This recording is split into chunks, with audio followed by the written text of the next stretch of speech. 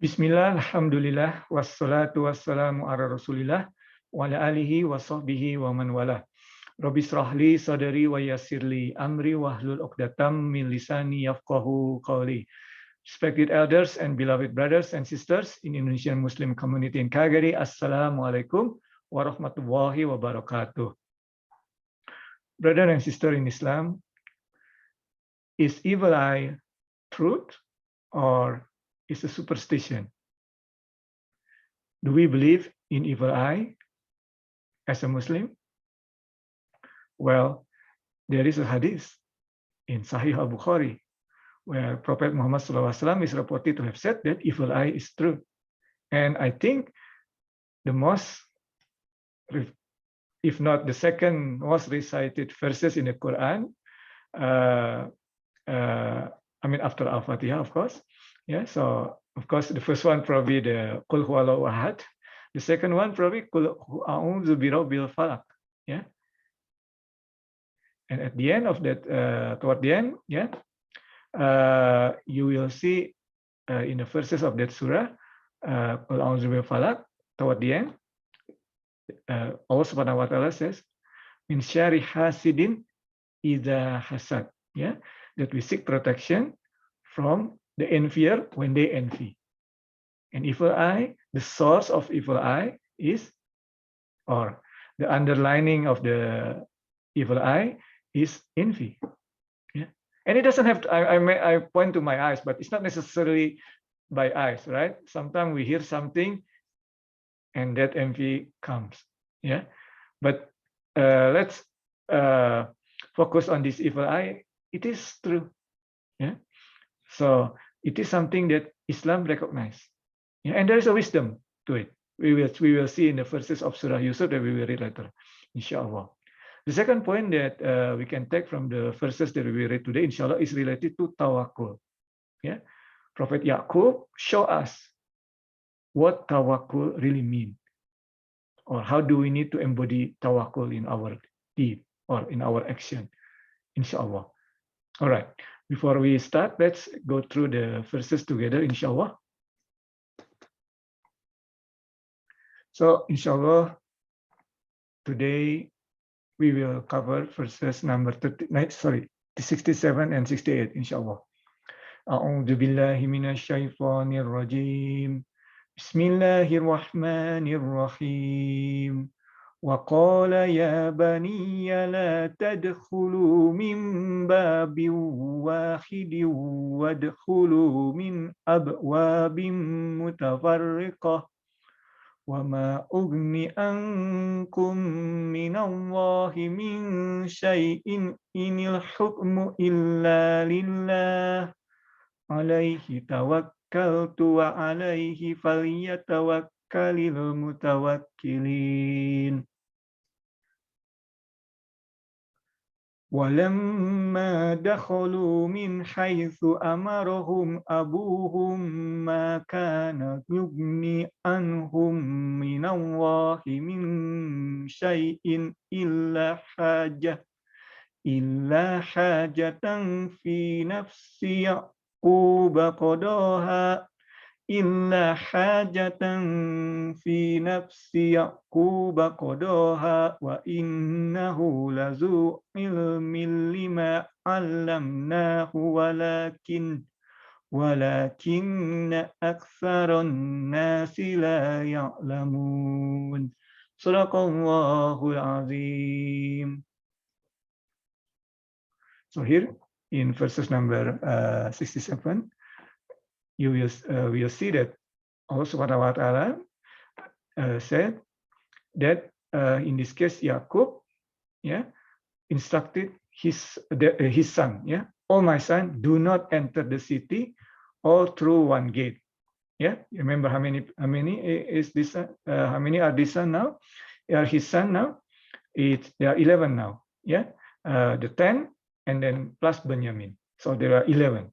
So Yaqub asked them, don't enter the city, Egypt, yeah, the gate of the city. In the past, every city will have gates, yeah. Don't enter through one gate, but through separate gates. Yeah, so this is it. right? Related to the evil eye. So, brother and sister in Islam, there are 11 of them, and they are foreigner. They are Bani Israel. Yeah, Prophet Yaqub is the name. The other name of Prophet Yaqub is Israel. They are Bani Israel, the new tribe, right? Okay, they speak the Hebrew, right? And they were said to be handsome, strong as well. Yeah, entering the city. Imagine if they all entered all in one shot from one gate, right? There may be suspicion against them, right? So Prophet Yaqub, right? First of all, he knows that Benjamin is with them now, right? His beloved son, Benjamin, after Prophet Yusuf. Yeah, Benjamin is his beloved son. So he said, spread out, right? So this is again, yeah, to avoid evil eye, but also he's teaching us tawakkul, right? Don't just rely whatever happened. No, make a plan.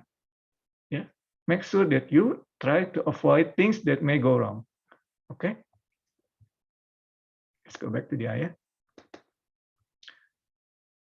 All right, so I cannot help you again what is destined by Allah in the list. So despite all the effort, despite his instruction, he also said that I cannot help you against what is destined by Allah subhanahu wa ta'ala. Yeah. So okay, do this, go enter the city from different gates, but if Allah wish that something bad happen to you, it will happen to you. I cannot protect you. But nonetheless, do what I ask you to do. Okay? It says, it continue, it is only Allah who decides. In him I put my trust, and in him let the faithful put their trust. So he's teaching us tawakkul. Yeah? Tawakkul is not just letting things go as it may. Right? Do your best. Do your part. Use the sabab. Use the means, and rely the result, or rely on Allah for the result. We do our best, but rely on Allah for the result. Okay? All right. So, the second ayah that we read today, inshallah. So you can see here, they finally entered Egypt from different gates, right? And then it was not mentioned here because that's not important or can be derived by reading these verses. Yeah, you can see here. Then when they entered, as their father had instructed them, they did not help. They did not help against the will of Allah whatsoever. Yeah, this did not help against the will of Allah whatsoever. So they were safe. Yeah, but whatever they did, this did not help against the will of Allah whatsoever. This is what Allah mentioned. So Allah confirmed what Prophet Yaqub mentioned. Yeah, so Allah confirmed. Okay, they were safe. But they were saved not because I was trying to mention the final one, they are saved is not because they enter from different gates. It's because Allah destined them to be safe, right? So that's why Allah subhanahu wa ta'ala says here, right, that they did not help them against the will of Allah whatsoever. Yeah, it was just a desire in Jacob's heart, which he satisfied. Yeah, he here referred to Allah according to Mufassirun. So it was just desire of Yaqub. Yeah, it's an effort that Yaqub, which Allah subhanahu wa ta'ala fulfilled. Yeah, so the wish of Prophet Yaqub to have his son safe, Allah fulfill it. Yeah, or in line with what Allah wished to happen as well. That's probably the better say to say it. Yeah, he was truly blessed with great knowledge. In this case, Prophet Yaqub blessed with great knowledge because what we had taught him. Yeah, so we had taught him. Allah taught Prophet Yaqub. Yeah, but most people have no knowledge. Yeah, so we know here, majority of us, we don't have that wisdom, they don't have that knowledge and wisdom of Prophet Yaqub. Yeah, but here Prophet Yaqub, you can see, right? He has knowledge from Allah. And also Prophet Yusuf, his son, right, had a knowledge given from Allah, gifted to know what's going to happen in the future, right? He gave the knowledge. He also understand what it means, because sometimes you get the knowledge, but you don't understand. Yeah, you don't understand how to use it, right? how to apply it. You don't know. You have the knowledge, but you don't know how to apply it. Sometimes it happens. Yeah. But Prophet Yaqub alaihissalam, know the knowledge and also know how to apply it. And the third step, he applied. Sometimes people have the knowledge, know how to apply it, but they didn't do anything.